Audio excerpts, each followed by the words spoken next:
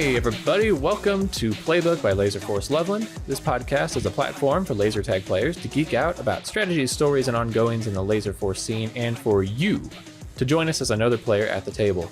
My code name is Mischief, and I'm a player from Loveland, Colorado, who loves to talk about laser tag, and tonight I'm joined by Cody. Unnamed Cody.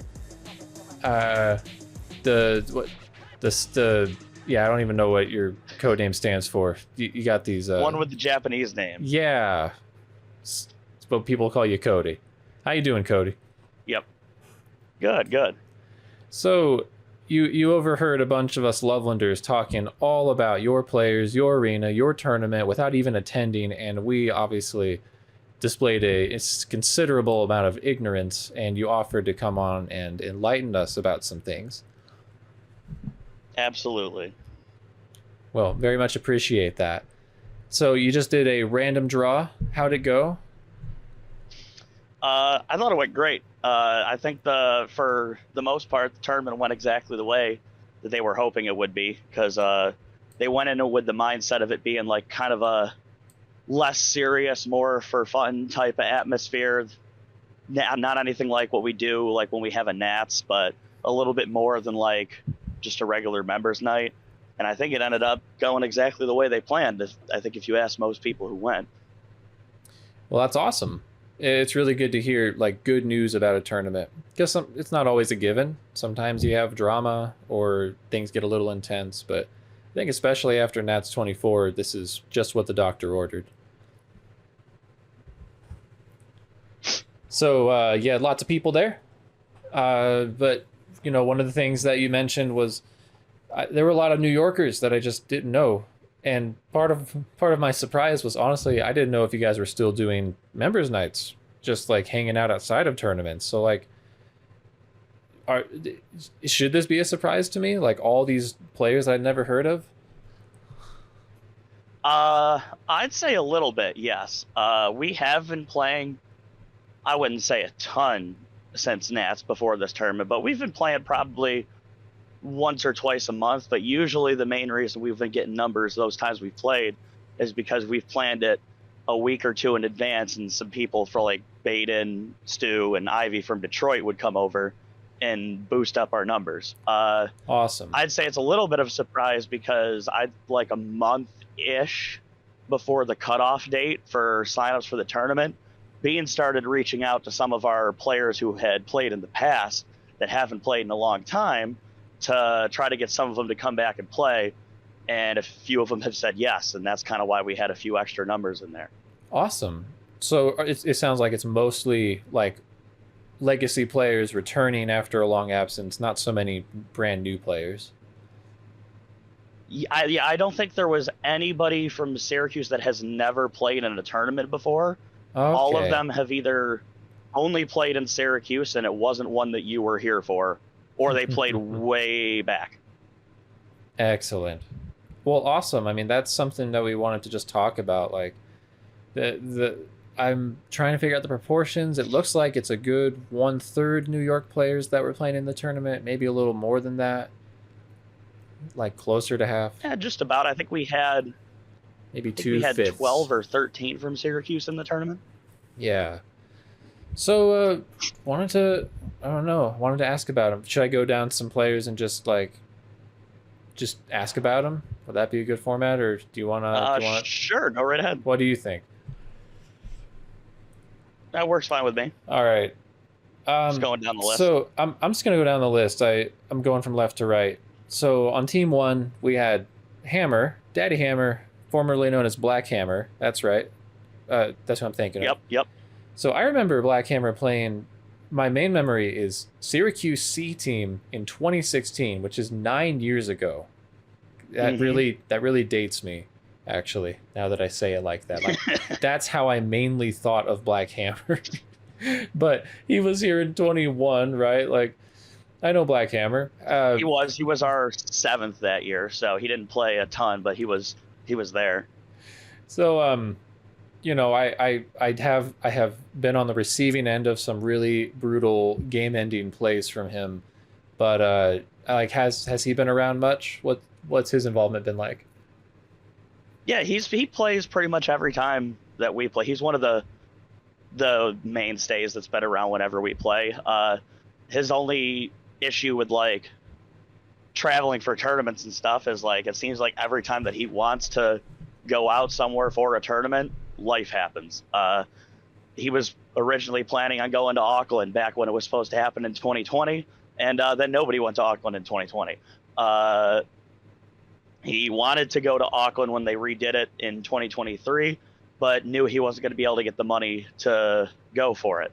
He was planning on going to Nats last year in Loveland until he found out he was having twins with his fiance only a couple months before the tournament. So that kind of took priority at that point. So he's hoping to make it out somewhere at some point, but he just needs other things to not pop up at the worst possible time.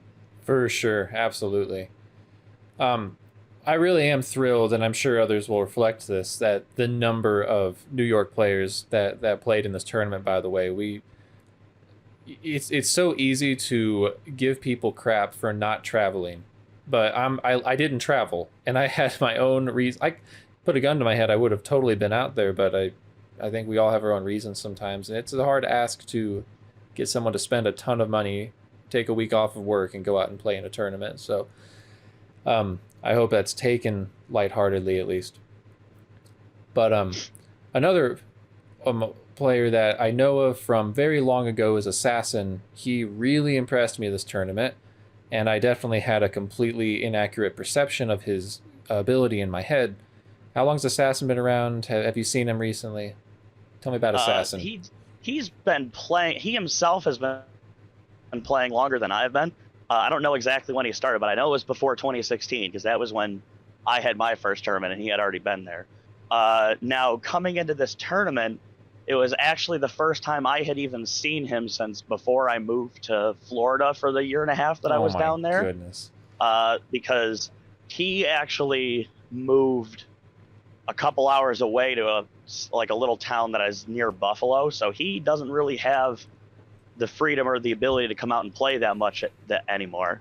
So he was one of the people that Beans reached out to as like kind of we need to push for 6 or 7 teams trying to get some extra players, and he was able to make it work. So it was actually the first time he had played at all, and I think at least 2 years, maybe 3. That's insane. You know, something that, just a sneak peek, I'm definitely in talks with a few people. We want to have some more discussions around what makes players valuable. How do you determine how good a player is going to be when drafting teams, when doing random draws like this? It seems like for some people, Space Marines is like riding a bike. You get it ingrained in your muscles and you just don't forget. And some people really do seem to struggle after taking a long break. Like, I wonder what the difference is, because Assassin just seems like he came in and picked it right back up.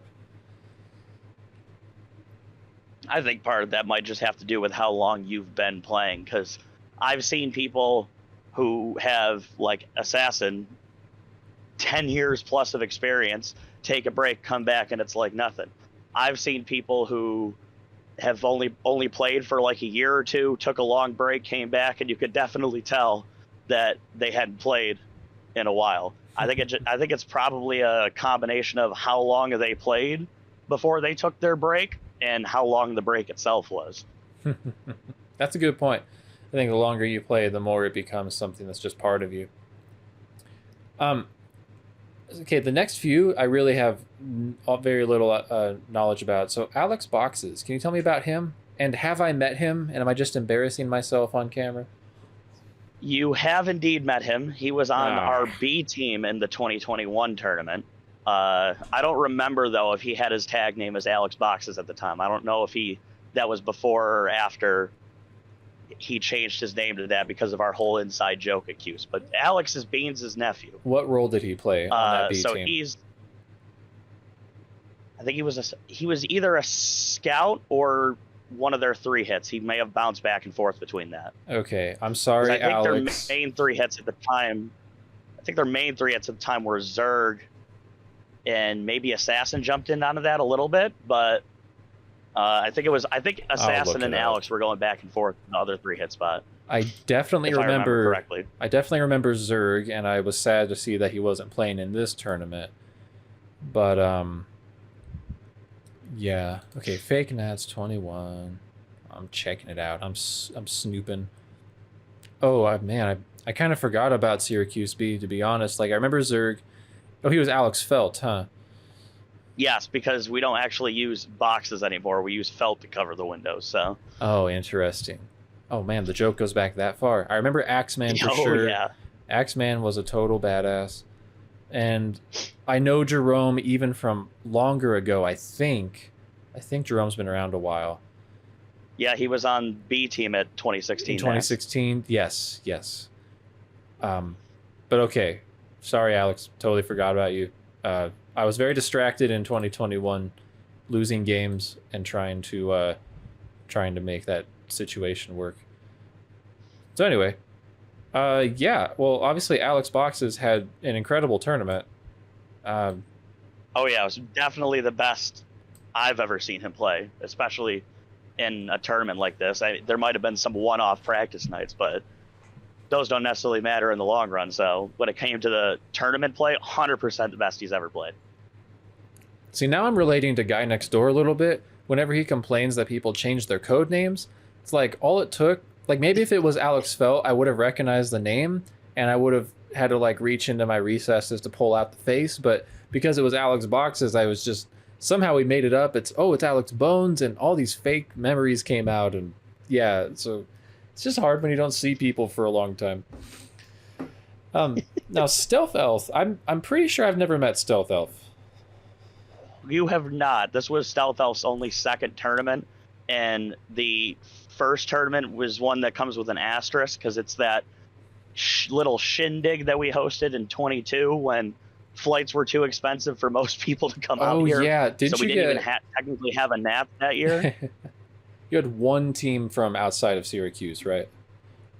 Yeah, we had like a EU-US hybrid team, and then the other 3 were all Syracuse teams. And Stealth Elf was on the C team for Syracuse in that tournament. Oh my goodness. How was that, by the way? Having just like the 4 teams. It was definitely, let's just say, not taken as serious of a tournament. Like, we knew what it was going in when we saw how many people were actually going to be making. So it was much more of a chill environment. It was fun, but it was definitely different. So Stealth Elf was ranked in the 5th tier, but you know, according to my stats, and just the fact that this team in general would be cool to talk about because, like I said in the previous pod, Kodama and Odin were constantly on scout and resupply roles. So it was like Assassin, Alex, Stealth Elf, and Ender were consistently put in positions to have to bear a large weight on their team, and all 4 of them seemed to really do a good job. So what did you think of Stealth Elf and Alex and Assassin's performances from this tournament? I think Alex impressed me. I mentioned that this is the best he's ever played. Assassin I knew was going to be kind of a question mark because it was like he hasn't played in like 3 years. How is he going to do? But he played basically as good as I thought he would if he had never taken any time off. So basically as if he was never gone. Stealth Elf I knew was going to be going into it. I knew whoever got him, it was going to be, I'd say, a high floor, low, or a high ceiling, low floor type of situation. Really? Because Stealth Elf as a player in our arena, if he is playing on a team that is playing well, he will almost always play up to the level of his team. But he does have a tendency that if his team is struggling to kind of shut down a little. So I was like, all right, his performance is going to depend all on how the games are going for his team. If his team's doing well, he is going to play well, and he is going to be a huge asset at that level. And it turned out he got put on the team that was probably the best top to bottom, and his performance reflected that with the rest of the team. Certainly it did. That seems like the perfect situation for him. 100%. So, just for my sanity, like, I like to draft players. I like to build teams and concepts in my head. If you were to take Assassin, Alex, and Stealth Elf and kind of tell me what each of their best roles, one or two roles are, like what archetype of player are they, what would you say? While Assassin can fit in pretty much anywhere, Resupply is definitely his strength. But he can play it however it needs to be. He can play tight reserve defensively as like a medic, or he could be an aggressive ammo if you need him to. And he definitely will if you let him. Like if you're being too lazy when you're pushing in at the resupply and you get put down and you don't necessarily get away as fast as you can, oh boy, will he run circles around you to get extra hits on you while you're getting away. So that's like his main thing, though he can definitely fit in at any of the roles just fine. Alex is, even though he played very well this tournament at Resupply usually isn't Alex's strength. He's more of a 3-hit or a scout player. And I'd say when it comes to Stealth Elf, his 3-hit is definitely his strength. That's not a bad, like if you're gonna have a super solid resupply player up towards the top of your team's pecking order and have it one of the lower ranked players be like a 3-hit main, I can definitely see how this team worked out regardless of what the lineups were. Especially since the lower ranked players were pulling 3 hits so much, so that fit Stealth Elf in right where he's normally best. Definitely. Can we talk about Evil for a second? Kind of going over to the next team. Evil seemed like he was absolutely killing at this tournament. 100%. If it would have been much better for him if he didn't get hurt going into finals day, because he was popping off the entire tournament. But yeah, you think so? He played pretty much exactly how I thought he would. I mentioned in the pre-Nats podcast, like I selected him as kind of someone to watch because playing against him in Syracuse and actually in Detroit as well, Evil, he persistently tries to outthink players from my perception. He seems to play very aggressive and creatively. There was a game in Nats this last year where you and Evil were kind of abandoning your resupply and just full on double attacking our resupplies, and I see how he has a mind for breaking down defenses and outsmarting people. This tournament is definitely the best I've seen him perform at. He is a very attack-focused player. And almost every tournament he plays in, here or elsewhere, he's either winning medic killer or he's at least in contention to win medic killer. He has a nose for finding where the medic is and getting hits in. Yeah, definitely. Yeah, I mean, obviously home field advantage is a huge thing, so it's fun to see a player totally break out when they're given just the full tools. Now, the other New Yorker on his team, Golden Pony, I don't think I've met them either. Have I? I don't think so, because I don't believe they played in 2021. Well, apparently I think they've played in a couple random draws here, but I don't think you've played in a random draw here, so you wouldn't have met them. Josiah might have, but Nate has really only played in a couple random draws here, and I'm pretty sure he also played in that 2022 Shindig as well. Gosh, it just so happened to have missed him every time, so he's been around. Yeah, he's been here basically as long as I have. Gotcha. Well, what kind of player is he? He is, I'd say, an Evil light almost. He plays very similarly to the way Evil does, just not quite to the same level because Evil has more experience and has been playing for longer, but he has a very, very similar play style to how Evil plays. Very cool. Let's see, if we keep going, Acer or Ace, I mean, do they normally go by Ace or Acer?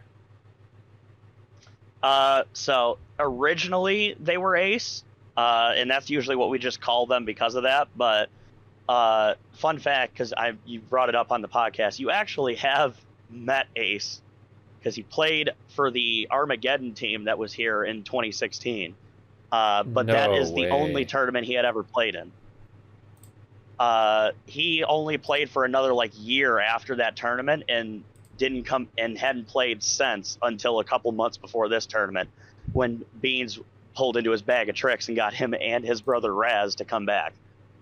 Holy cow. So he was on a good 8-year layoff before this tournament. Sheesh. Okay, I'm way back at NAS 2016. That team won a single game all tournament.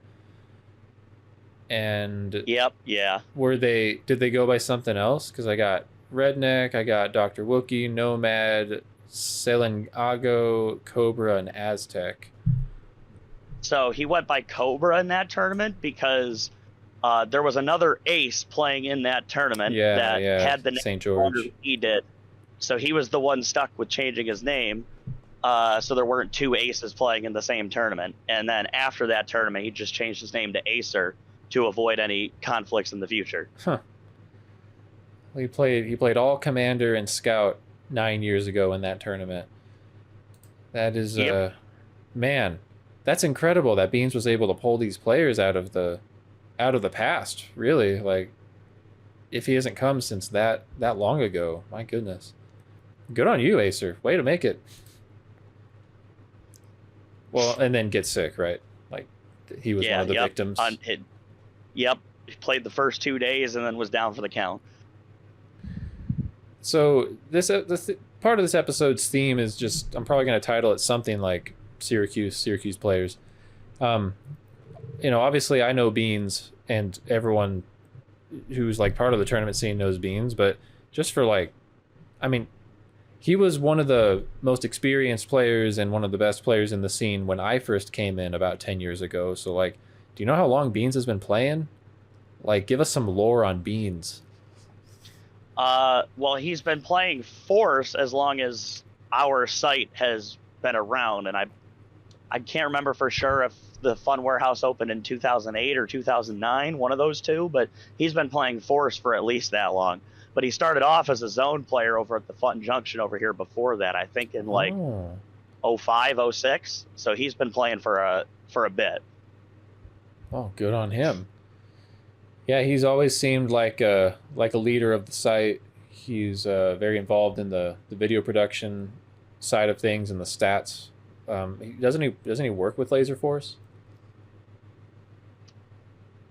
Kind of, technically.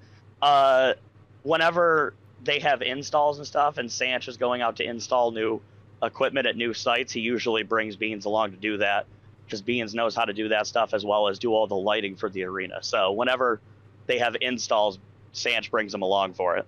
That's pretty sick. Beans knows Laserforce inside and out. All right. Well, anyway, okay, I know Jerome. I just had to put the face to the name. I've seen him around. But obviously, Team 5 did better in round play, and then finals fell much lower, unfortunately. But we got Jerome. Has Jerome been around at all? Yeah, but he only plays here and there because, similar to Assassin now, he lives out towards the Buffalo area, so it's kind of a trek for him to come out here just for regular members nights and stuff. But I think every tournament that we've hosted here, he comes out to make his way to play it, even if he hasn't been to like practice nights a lot recently. I don't actually know if he's missed a tournament that we've hosted in recent years. So that's really cool. I remember him being very communicative and fast. I honestly, one word that comes to mind for me is responsible for some reason. What kind of player is Jerome, and what kind of environment does he thrive in? I think he's just a fast attacking player. He plays a lot like Black Hammer does in this arena. He's just stupid quick, can run forever, will run circles around you if you let him do it. People talk about how speed isn't necessarily the most important thing in Syracuse, which I agree. It isn't necessarily the most important factor, but it's definitely one that if you have it, you can use it to your advantage, and he definitely does. Like, if you go back to watch the stream at some of the games, he is almost always the highest step counter in every game that he plays because he's just constantly running around and moving the whole time. Gotcha. Unless he's stuck at resupply. But he's not responsible. He's an irresponsible player. He is. Okay. He's much more responsible now that he remembered how to check his lives on his gun. Very nice. Because that was the thing that was a running gig that was happening at the last random draw where he died out early a bunch of times because he wasn't used to the Gen 8 phasers yet and forgot that he could see how many lives he had on his gun. Gotcha. And then Raz is Acer's brother then. Yes. The name Raz sounds familiar to me. I imagine I might know him, but maybe Raz not. also played in 2016 for the Syracuse C team. Syracuse C. He was either their ammo or medic most of the tournament, if I remember correctly. Syracuse C. Yeah, unfortunately, I don't know if I remember what he looks like. And he must have gone by a different code name. Oh, nope, he's right there. Raz, the medic. He always played medic. Yep, 23 games. One scout game.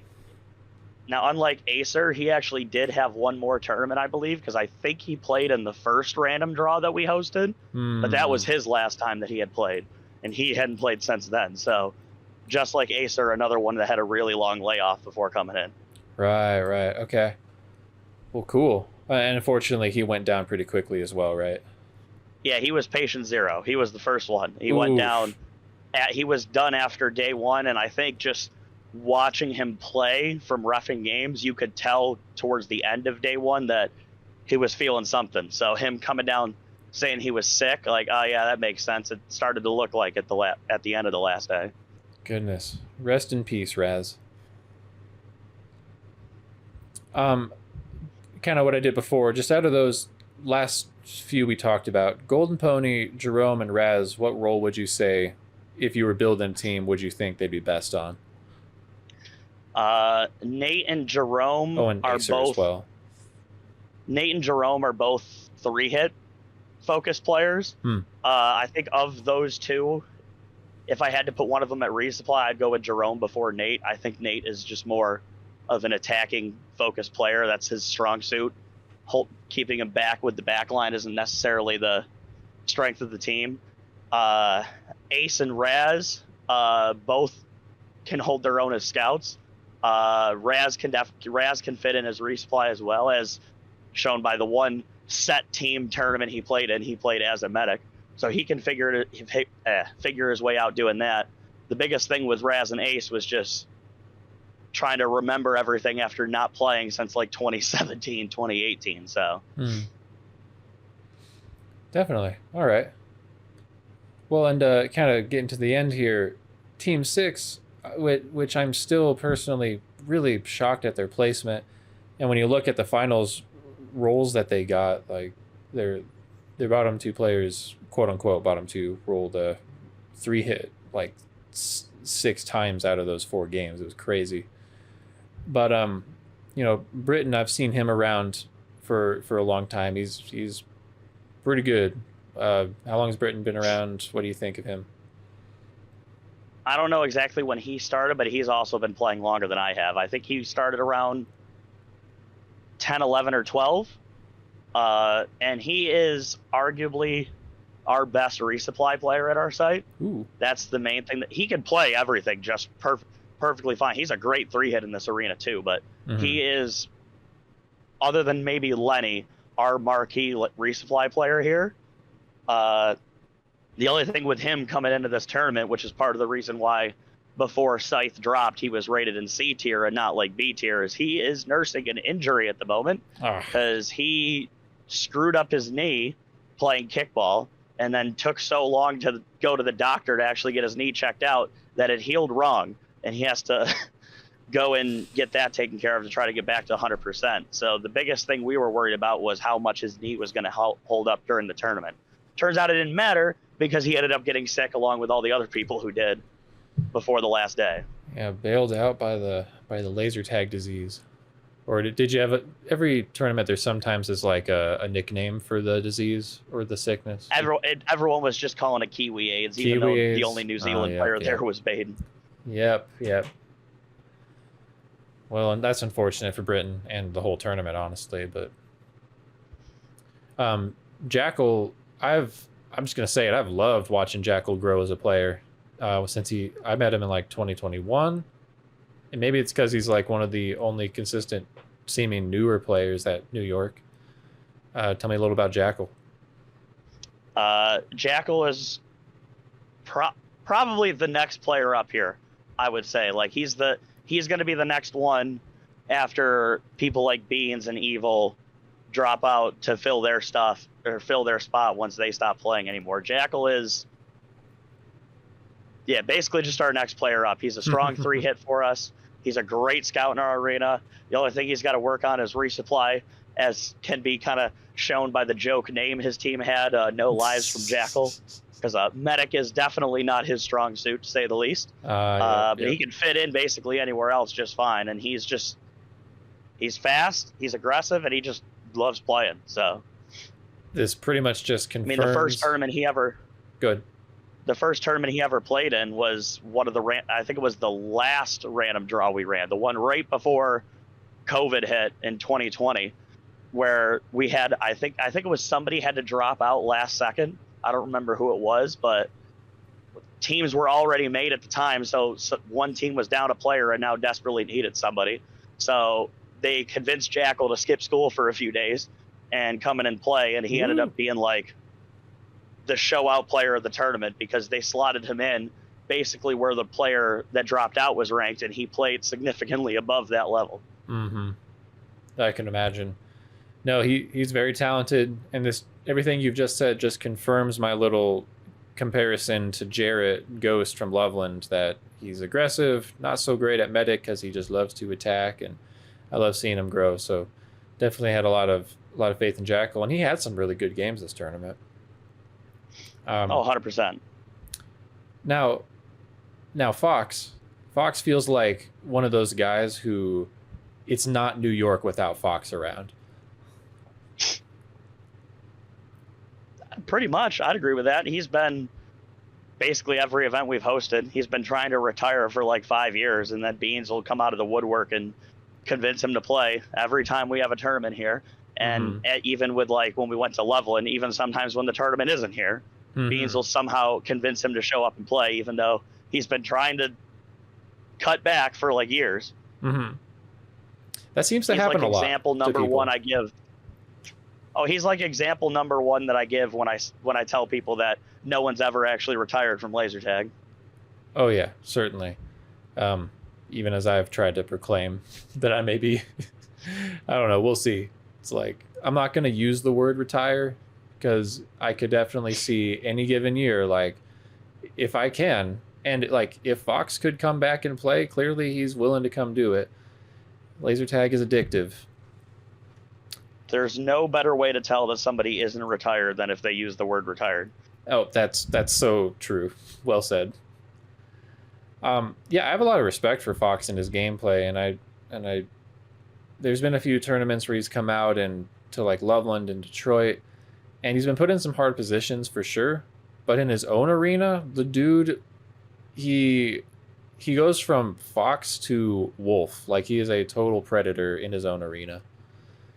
He knows the angles super well, and he will outsmart people constantly, from what I've seen. Oh yeah, and even with him being primarily a resupply player, he can still do everything else. He'll sometimes be given a game at Commander and just go out there and drop an 11, 12K Commander game out of nowhere and be like, I thought this guy was an ammo main. Which he did. So, yeah, he had one of those. Well, it's interesting you say he's a resupply main. I always thought of him more as a scout main. Yeah, he plays that. That's probably his second most, but at least after, once people like Beans and Britain and Evil started getting older and knew the game more, once he stopped playing Commander way back in the early 2010s, he moved to more of like a resupply role. Like he was probably, before Beans got hurt when we went to Loveland, he was going to be plan A for playing ammo for us. Yeah, because our original plan was going to be him and Lenny at resupply before Beans got hurt, and then we're like, you know what, we're going to move Lenny into the field. and Wookiee's going to play ammo because that's his best position and really the only position that he was probably going to be able to play in Loveland. And Fox isn't really quick enough to be medic in that arena with the amount of running you have to do there. So yeah, there's a lot of running for sure. Last New York player that played in this tournament, aside from a couple of mercenaries, shout out to Lenny and Princess, and I don't know if there were any others, but we got Lil Bit. Now, how long has Lil Bit been playing? I would assume just as long as Evil has. I'm pretty sure they came playing. Her, Assassin, Evil, their whole group, I believe, started playing basically at the same time. Interesting. I don't know how long before me that was, but it was at least a couple of years before I started playing. I thought I heard a rumor that Lil Bit introduced Evil to laser tag. I wouldn't. I don't necessarily know the lore behind it, but it wouldn't surprise me if that was true. I love the lore, but anyway, it was really cool to see her come out to Nats in the last tournament, and she seemed like just the theme. Like she played quite a few 3-hit games this tournament, and you know, it was just fun to watch her growing. It was a little harder for her in the Loveland arena as it was for many people. Like seriously, like 5 or 6 players were like considerably hampered by what Loveland makes you do. But I got to see a little bit go more full force this tournament. Like, tell me a little bit about her as a player. She's definitely probably I would say one of our mainstay resupply players. I don't know off the top of my head if she's ever played in a tournament where you had set teams and set lineups where she didn't play resupply. Except Loveland. So. Yes, except in Loveland. At least for Syracuse teams, I don't think she's ever played anything but resupply. So playing in a random draw tournament is her chance to, in tournaments, do other things because usually she doesn't get a chance to. Usually she plays medic almost the entire time. Interesting. It's always fun when you have a player who's put in that position start to emerge into other roles. Because it's almost like you can begin to typecast players. Resupply requires a certain skill set, and you don't get to see the skill sets of other positions always shown off when you're playing resupply. So it's almost like you don't know quite how those players will turn out when they get more onto the field. Mm-hmm. I mean, Sweets is a huge example of that. Just on a total side note, he pretty much had been playing resupply for the longest time, and then suddenly now he's just balling out in the midfield. Oh yeah. Cool. Man, so what's the state of the Syracuse site right now? So we have been, at least recently, kind of hurting on numbers. Before COVID happened, we had actually been doing really well. We would get consistently people for our tag nights almost weekly. And we were running like new players nights on like Sundays to try to get new people to come in. Mm-hmm. And it got to the point at its peak where we were getting like 20 plus people to show up to those new players nights and to rotate around to learn SM5. And then COVID hit and everything shut down. And after we opened back up, virtually all of that player base was gone. The only people that were still around were the ones that had been playing for a long time. And we haven't really managed to fully recover since then. Though hopefully that's going to change soon because Beans is now back working full time at the warehouse and is putting in a lot more work doing advertising and just spreading the word out. We're planning on possibly trying to put up new players nights again in the near future, possibly once football season is all done, since we usually did it on Sundays and, you know, football is on Sundays and football is king in the U.S. So, oh yeah. We're hoping that we can start getting that back up and running to try to build players up again. It's just kind of be a time will tell kind of thing. So are you back in New York right now? Yep. Been here since about December of last year, so a little over a year now. For sure. Well, that's really encouraging to hear. Just as it was really encouraging to see all the players coming out from New York, and I can see now that it was partially out of like a need that Beans was reaching into the well and trying to pull people back out. And these weren't necessarily players that are coming in new playing every week. But at least not until they signed up for the tournament. They started coming out and playing with us every couple of weeks once they were like, yeah, we're gonna play. So I hope this turns into some momentum for the New York site, just to like have more of a regular community. you and Do me you both. do you get many potential recruits showing up at the Fun Warehouse just on a regular night? We have a few here and there. Like there's a couple. There's like there's a dad and his son that come here all the time on like wristband nights that we've invited to play with us a couple times, and they seem to enjoy it. So I feel like they're gonna stick around whenever they have the chance to. I got recently a buddy of mine who I met through playing in kickball leagues to come out and play a couple times, and he seemed to enjoy it and would probably like to play. We had one player who hasn't played in a few years that showed up out of nowhere to our New Year's Eve bash that we ran. That after talking with him for during the night, sounds like he's interested in coming back. So that might be another player for us to add to the list. So I think prospects look good, but we'll just have to see how it goes. Definitely. I'd mentioned on the podcast, like, I love your site. You know, Sanch is amazing. He treats us really well, and he's one of us, really. And the arena itself is really friendly to every player, and it lets people come in and play some just high quality Space Marines.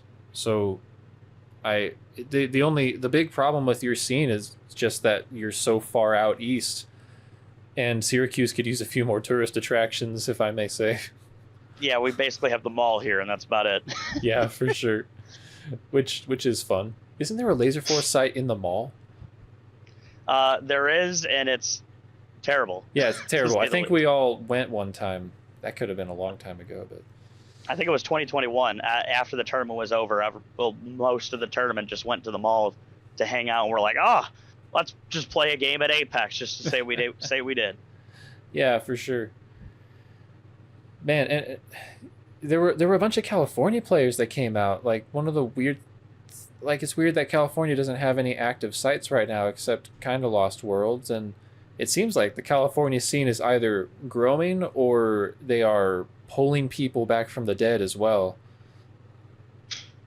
Kind of makes sense to me though, because since they don't have any sites really that are reliable to play out there, their only way to play is to travel for these events. So gives them a reason to come out, travel, and have fun a bit. Yeah, but like, it seems so much, the barrier to entry is so high to say like, hey, you want to come travel for a whole week to play tag when like you never really get to play? I guess I could use my own personal experience with it, because when I moved to Florida, I didn't have tag by me anymore. So my only option to play tag was to fly other places and do it. And I constantly just had the itch to play that. What did I fly? I think I flew out to Loveland like 4 times while I was living in Florida, 2 for tournaments, and then 2 of those mega members nights. I flew back to Syracuse at least once for just a regular members night that they had that happened to fit my schedule. So yeah, but just getting the itch to play. Oh, absolutely. Made me find a way to make it.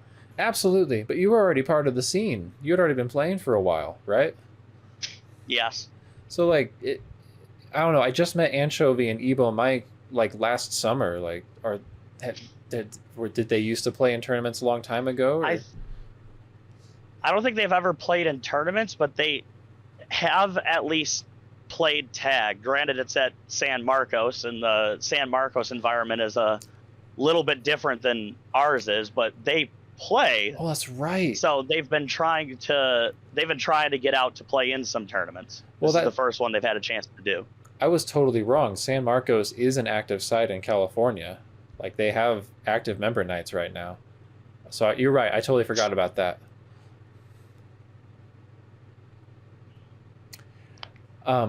Yeah. So the last player on here, Cody, that hasn't really been talked about from New York is you. And I wanted to ask you a couple questions kind of about your journey, because, you know, Beans has been kind of the banner New York player for a very long time, but just with your presence in the community recently and flying out to all these tournaments, you've, in my eyes at least, you've kind of become one of, if not the banner New Yorker that's becoming a real leader in your site. Like, what's drawn you into the scene so heavily, and what keeps you coming out for more punishment? I don't know. I think it's just I enjoy the game a bunch, so this is uh probably this is really the only activity that I do that goes year round. Yeah, I do. I play in rec league, kickball leagues, and stuff around here too, but that's really only a warm weather activity. They do an indoor league in the winter, but it's only one day a week if they even get enough people to do it. So tag is one of the only things that I have that goes on year round, and it's the only thing that I do that gives me an excuse to get outside of Syracuse for things. So I don't stick myself in a hole back home the entire time. I enjoy the traveling. I enjoy just hanging out with everybody who plays. Everyone's great to be around. So that it's always great to see people that I usually only get to see once or twice a year. So it's just, I love the environment. So it makes me want to keep doing it. What was the best tournament? Like, what was your favorite tournament that you ever attended? I gotta think about that. Syracuse tournaments, it would probably be the one in 2021, just because of the shenanigans that my team had going on in that tournament. But I think overall it would probably be the duos tournament out in Loveland. Oh, really? Just being a completely different type of thing. You and I really enjoyed the concept for it. Yeah, I'm glad. I think soon we're gonna hear some duos versus triples debates, and that was a good time, I thought. Definitely a lot of hiccups and things to learn for if it ever happens again. But yeah, glad you enjoyed that. And I'm honestly surprised that you would consider a tournament in Loveland to be one of your favorites. It doesn't seem like it's a site that too many people at least would put at the top of their list. Now, to be fair, I have never played a competitive Force tournament in Detroit. My only Force experience in Detroit is an Armageddon in 2021. Ooh. And Armageddon Force plays a little bit differently than actual Force. But of all the different places that I have played, I have the most fun at Loveland when I'm not playing in Syracuse. So Ooh. Even if it might be my worst arena to play in, I just enjoy the concept of the arena. Yeah.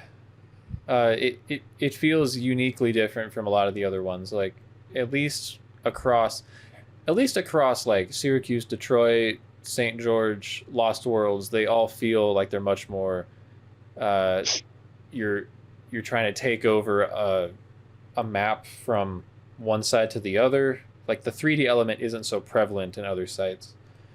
Even in Detroit, because the second floor is so isolated from the first floor. But yeah, Loveland feels like it changes the game quite a bit compared to other arenas.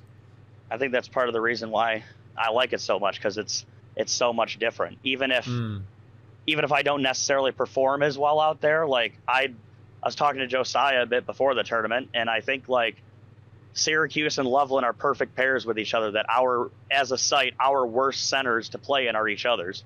So I think it's a perfect pairing. Speaking of, I have not really spoken to you or debriefed about the tournament that we played in Auckland 1.5 years ago.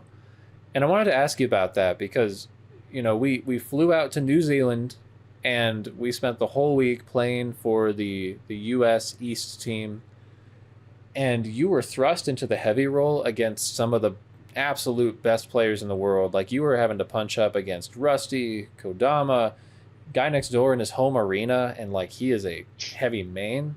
Like I haven't really talked to you about it. Like what do you think of that tournament?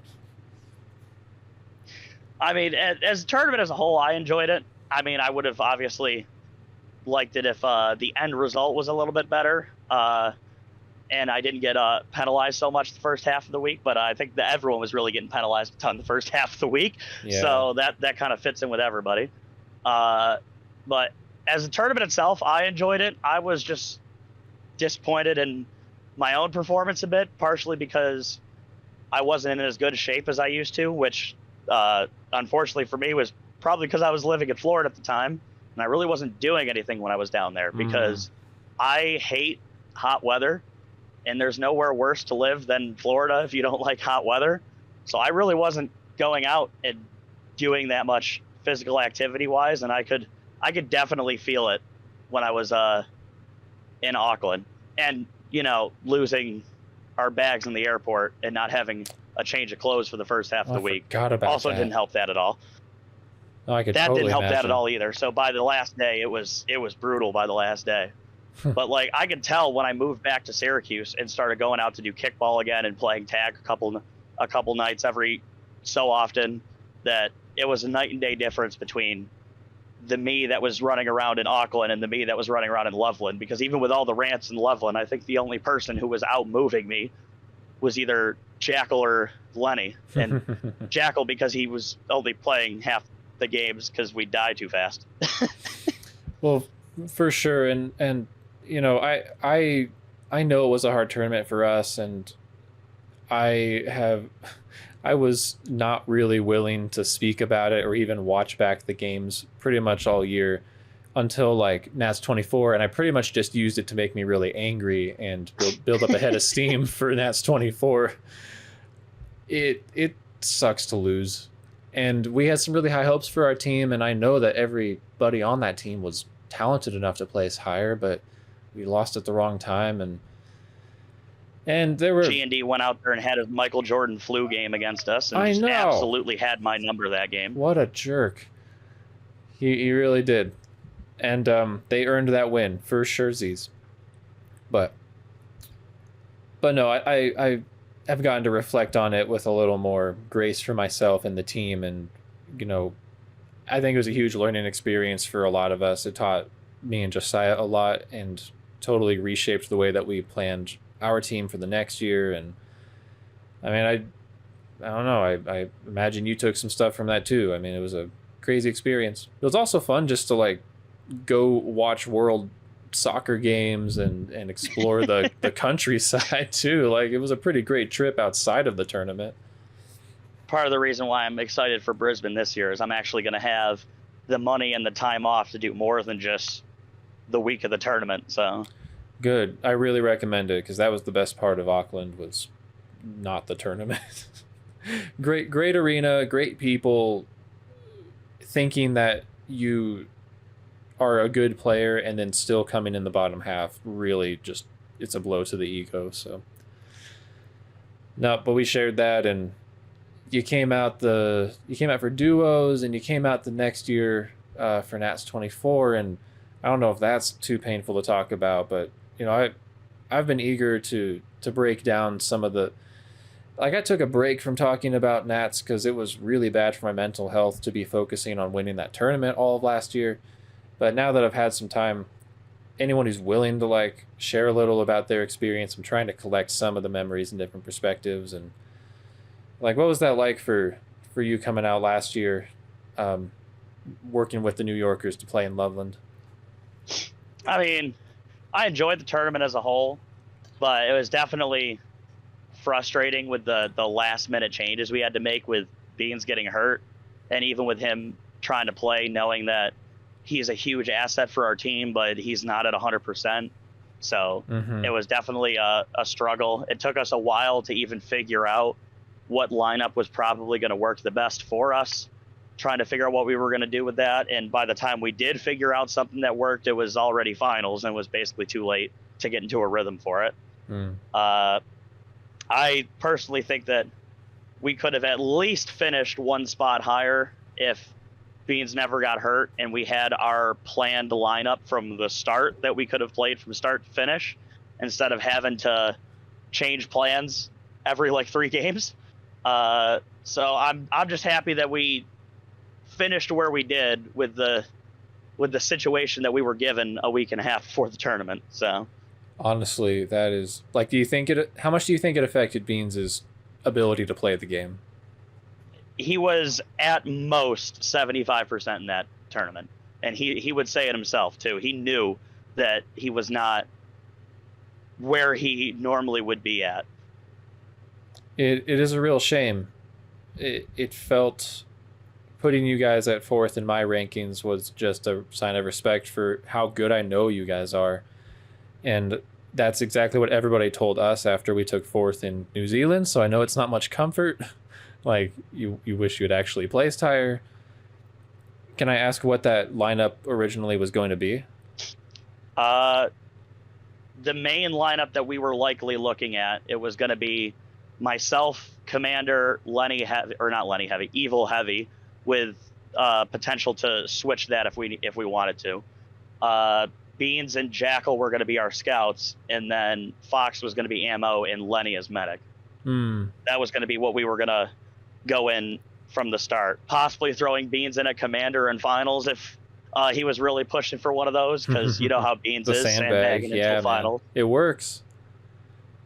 But that was going to be our plan A going into the tournament. So Beans getting hurt, us having to switch Wookiee in, and no offense to Wookiee, he'd probably admit this himself. He's probably not at the same level that we are at this point, especially because he hasn't played in a while. And in an arena like Loveland where you really have to move a lot, definitely not his strong suit. And also knowing that we needed somebody that could move quick at medic, it kind of just meant Jackal kind of got stuck playing medic, which is his worst position, just because we needed somebody who could move and get away in the event we get flushed. So it was if there was a lot of people playing in places that wouldn't necessarily be their strength. Yeah, I will say it's hard to watch Jackal play medic. Like, he was good at it, but he had like the one scout game with 9K, and I'm like, that's one of their ceiling plays. They need to have him on the field if they want to be winning these games. Just being able to like break through teams, but the defense would break down so quickly. Sometimes I imagine it was just hard to learn the arena at all with not being able to maintain presence on the top floor sometimes. Just trying to work out the kinks. Would have been nice if you guys had some more practice, at least. But yeah, but we can't say we were too surprised on it, especially when it comes to number of games played in Loveland. I don't think there was any team that had less than us. And if there was a team that had less than us, the only reason they would is because of me being out there 4 times. So yeah, that's fair. A lot of the people on your team, their last experience was 2015 when we hosted Nats. And from what I've heard, if I remember correctly, you guys were so fresh playing tournaments in that arena that there wasn't even really a well-defined meta at the time. So nothing like this year where it was like, all right, so this is the main way to play it.